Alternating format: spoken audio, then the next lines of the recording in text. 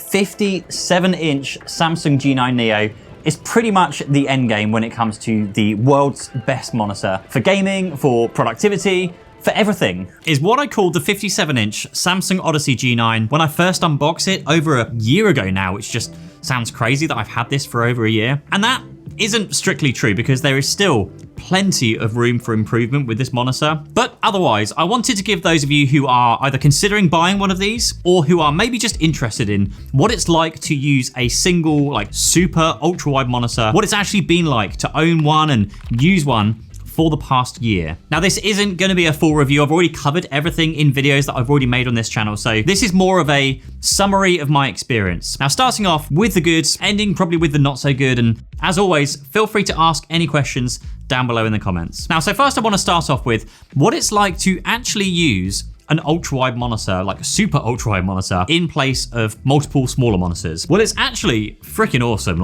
And in terms of productivity, I feel way more productive using this. I love having everything on a single monitor. There's no trying to line up multiple monitors to try and make them, as seamless as possible, trying to join the edges. And you don't then lose the space, between where those joins go. And actually what I find most people tend to do with multiple monitors is they'll have, say, one app open on one app and open the other. Maybe they'll split it to have two apps open on one. But with a single ultra-wide monitor, I found it totally normal now to have 15 apps open at once, because now you have this huge, gigantic area of screen, and you can make the windows, as small or as big as you actually need. Now, yeah, it does get messy sometimes when you have so many windows open and you kind of lose track of what's where, and then move them around, and now you've got to try and find the one window you actually do want. Now, I've used a tool called Moom, as M-O-O-M, for I think I bought it a few years back now when I first started reviewing these ultra-wide monitors. So when that happens and things gets too messy, I just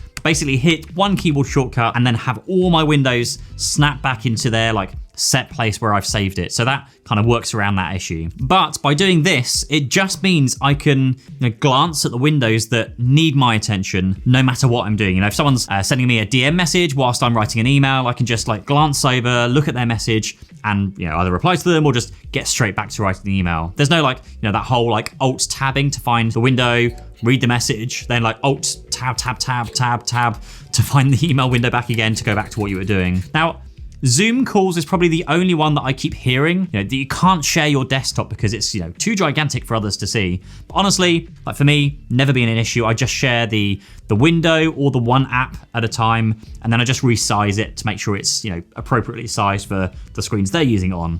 Totally fine. I also love the pixel density of this particular monitor. I think it's 140 pixels per inch. And basically that means that unless you get real close to it, and you're talking about getting super close and you go all cross-eyed and stuff, you can't see the individual pixels. Text looks clear, edges look really crisp as well. Now, I found on the 49-inch G9 felt a bit blocky, and if you are someone who does a lot of productivity stuff, it just wasn't good. Whereas on the 57-inch version, it looks crazy nice in comparison. Again, actually, same with the resolution. The 49-inch models have a much lower 1440p resolution, whereas this 57-inch model has a 2160 vertical resolution. So essentially it's two 4K screens side by side. And so going back to what I said earlier, you can fit so much more on the screen at once whilst everything is still sharp to read. Now, gaming also has been great. With a caveat, I would say you do need a PC that is powerful enough to drive such a a wide, large monitor with the native resolution. I've basically got the latest generation Intel CPU and a 4090 card in here. Now, I actually swapped from a 7900 XTX to a 4090 card and found I was able to get better FPS with the 4090 cards than with the 7900 XTX. And I also had some weird stability issues with the 7900 XTX. The card would just crap out on me once in a while, and I have to totally reinstall the drivers, wipe everything, reinstall it. Whereas the 4090 has been super rock solid since literally day one of installing it. Now, it's also the only one that I see most often used for sim racing or any serious gaming setups, sim racing, flight simulator, those kind of things. Something I'm actually thinking about doing just for a bit of fun is building a sim racing rig. Maybe just let me know down in the comments below if you're interested in seeing how that works out, and I'll put my hand in my wallet and build a sim racing rig thing and see how that goes. And if you are interested in benchmark tests of, what sort of FPS can you hit on certain games with this monitor, I will also link to the other videos I've made on this video and on this monitor down below, because that covers all of the games, all of the most popular games with the kind of frames per second you can get. Now, for gaming, the only thing that does get a bit tiresome after a while is gaming with the heads-up displays, whether they're fixed into the far corners, like having to keep moving your head to the far corners to see your, the map in Fortnite, or the stratagem kind of shortcuts in Helldivers, which are all the way over here. Some games you can move them into the center or more towards the center of the screen, but certainly not on Fortnite, and I don't think you can on Helldivers either. But that aside, colors are great, it's bright, contrasty. Black levels could be better, I would say, but that's, of course, where an OLED panel comes in, and that's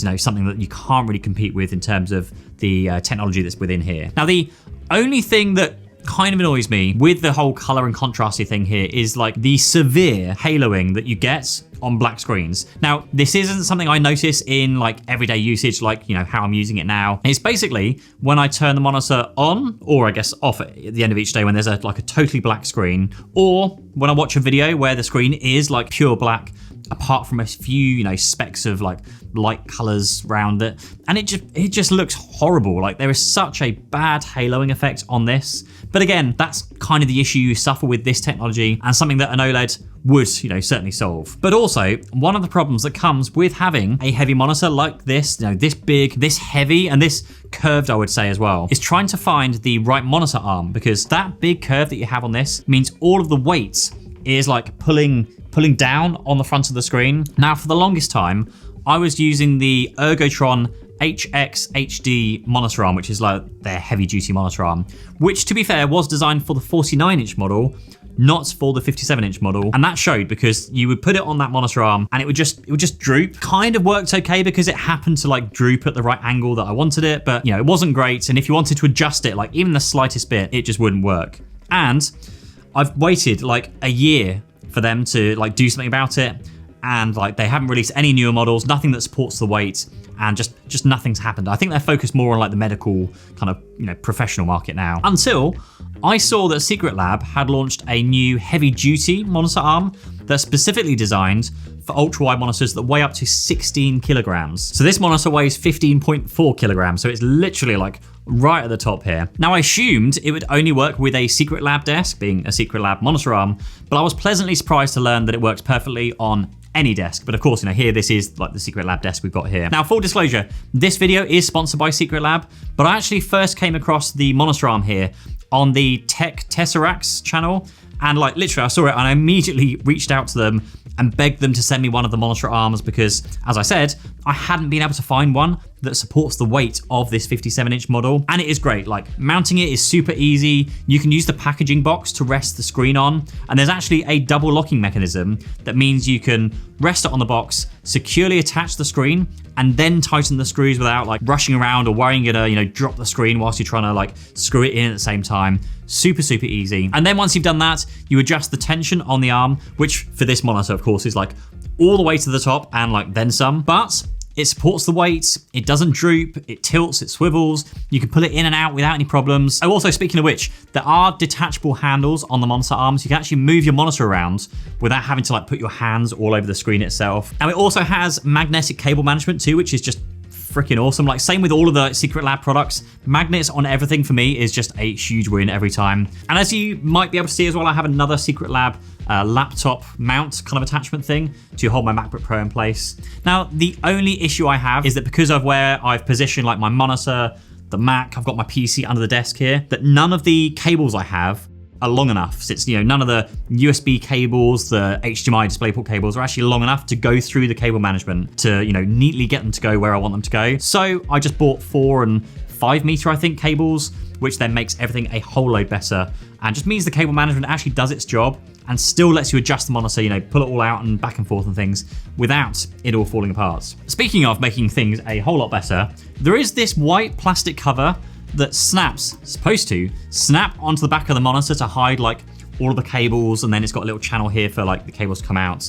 But this is like super flimsy. It has these clips all around the edge, and one of those clips, one of those clips over here has completely snapped off when I tried taking it off once, and now it just doesn't stay on at all. So basically that sucks, and I can't use this anymore because it just kind of falls off the screen each time. And you do need to take the cover off if you want to get to, of course, the cables, but also, frustratingly, if you want to update the firmware on this thing, you have to plug in like a, old school like style. You have to find a USB drive, plug it into your computer, download the firmware file, and then plug it into the screen, and then do a firmware update on the screen, which for a $2,500 screen, I think at the time of buying this, it's kind of annoying. Although to be fair, the last firmware update was in February February this year, early this year.